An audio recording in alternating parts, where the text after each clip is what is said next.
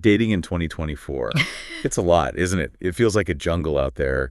We're bombarded with apps and all this advice and all these expectations, but somehow finding love feels even harder. Yeah, it really does seem that way. And that's why we're doing this deep dive today. It's from this podcast episode we found called The Modern Love Dilemma. The host is really funny, but they also get into why dating feels so hard right now. Right, so let's break this down. This episode starts with something I think we can all relate to, which is dating apps. I mean, they're everywhere. Yeah. But honestly, they've become a source of stress for a lot of people. Oh, for sure. And this episode actually points out some pretty important reasons for that. First, you've got the sheer volume of matches. Like, you're not just limited to people in your neighborhood or social circle anymore. It's a global pool. So at first, it's like, wow, exciting. But then it's just too much. Exactly. It's overwhelming. And then on top of that, there's this whole issue of superficiality. Like the way these apps are designed, it's all about photos and making quick judgments. And so it's really easy to get caught up in appearances instead of, focusing on whether you're actually compatible. Yeah, you're basically swiping left or right based on what couple of photos, maybe a funny bio. I mean, how much can you really tell about a person from that? Honestly, not much. And that's where this episode says something really important. It's all about authenticity.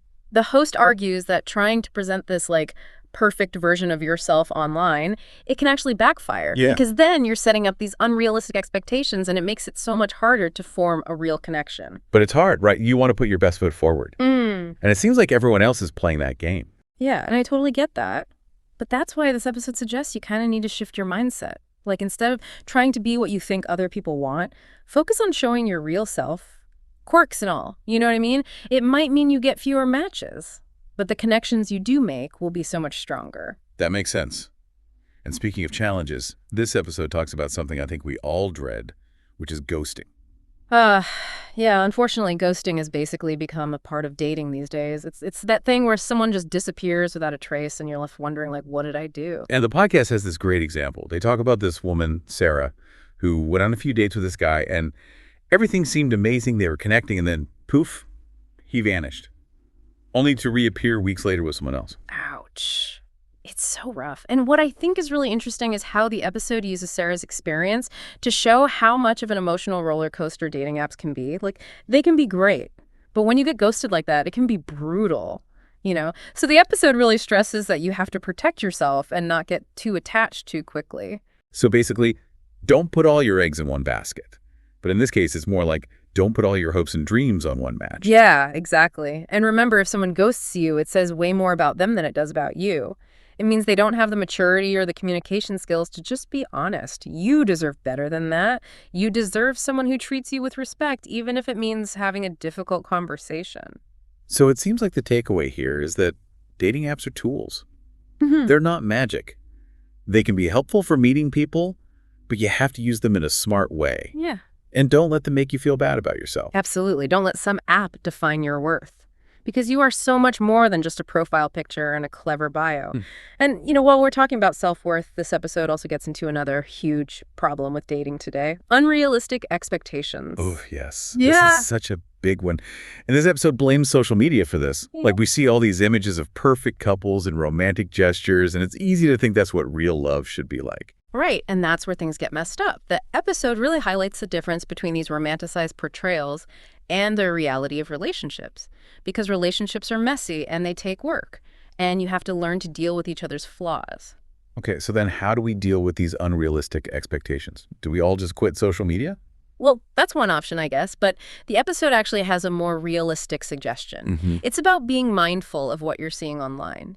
Just be aware that those perfect pictures don't show the whole story.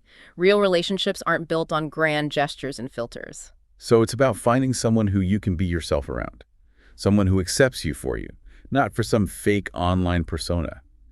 And actually, the episode tells this story that really shows what happens when you have these unrealistic expectations. They talk about this guy, James, who breaks up with this woman he really liked just because she didn't like hiking. Oh, wow. Yeah. Yeah, they use James's story to show how dangerous it can be to chase after perfection, because he let this one small thing totally overshadow all the good things about the relationship.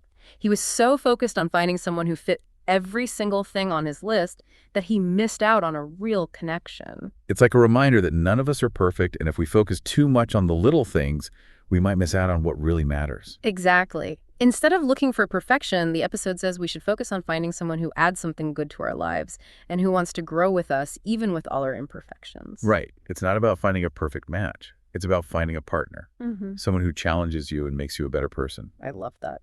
And it all comes down to shared values and respect and being willing to face the challenges together. And, that brings us to another important point from this episode. Effort. Effort, like just trying. Yeah, it sounds so simple, but it's something people forget a lot in the dating world.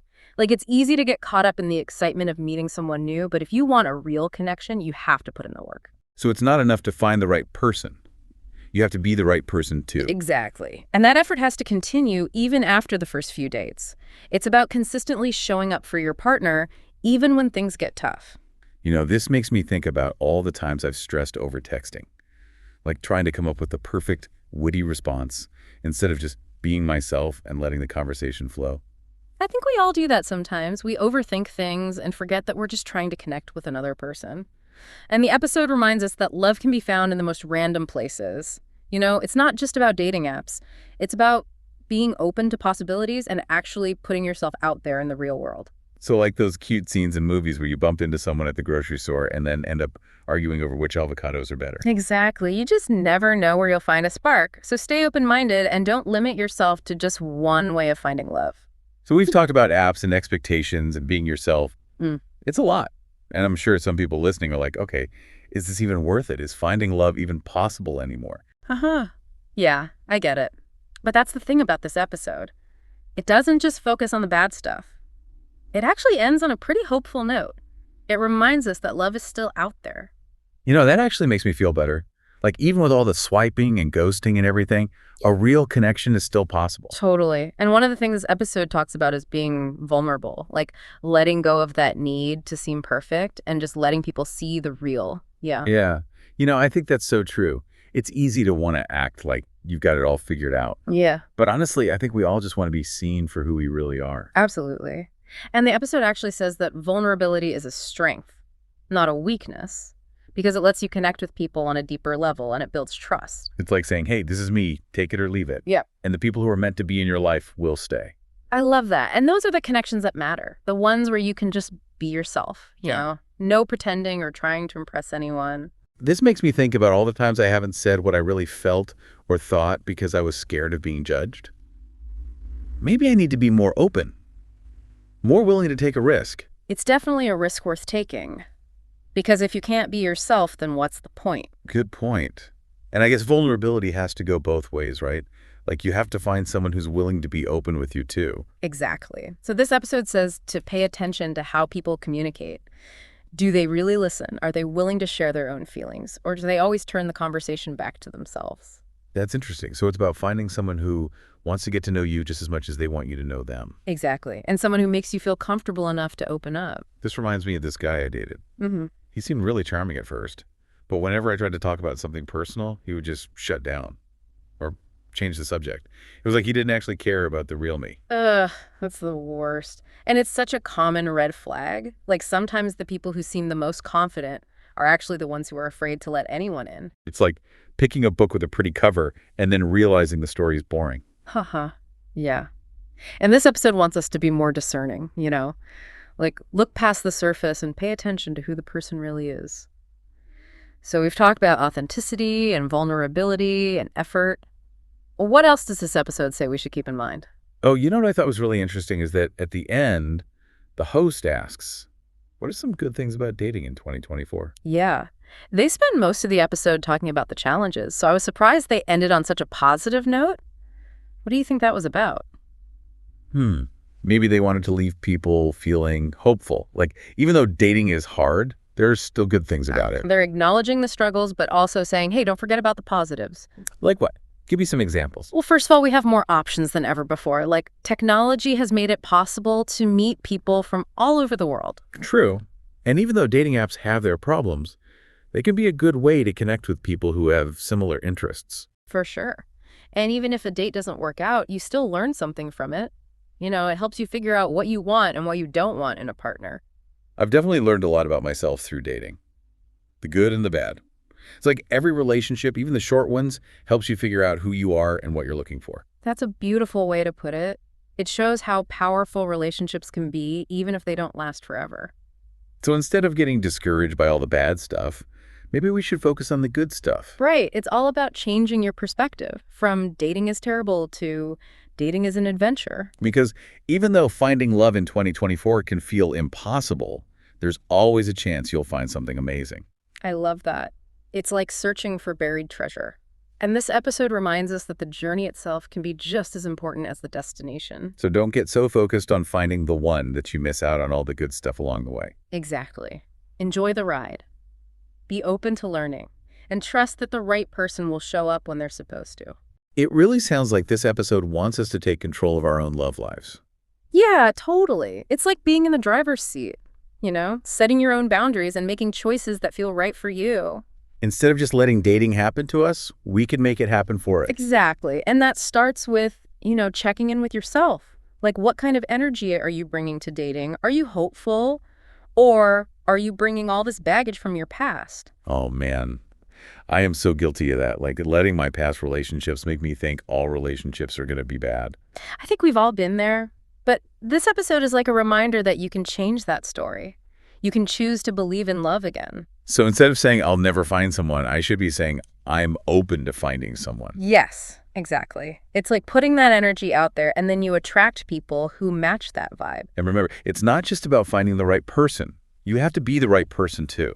That's so important. Are you being your best self? Are you treating people with kindness and respect? You're not just looking for someone to complete you. You're looking for someone to complement you. Someone who makes you want to be a better person. Exactly. And someone who supports your growth, like a true partner. This whole conversation has been so eye-opening. Honestly, I feel a lot more optimistic about dating now. Me too. It's not just about finding someone to be with. It's about becoming the best version of yourself and then being open to love. So to everyone listening, if you're feeling lost and lonely in the dating world, just know that you're not alone. We're all in this together. And there's hope. Love is out there just waiting to be found. But it starts with you, believing in yourself, being who you are, and being brave enough to keep your heart open. Yeah, and hey, you never know. Maybe you'll meet someone amazing while you're arguing about pineapple on pizza at the store. Love can pop up anywhere. That's a great point. Thanks for joining us for this deep dive into modern dating. We hope it gave you some good insights and made you feel a little bit more hopeful about finding love. Until next time, stay curious, keep learning, and keep those hearts open.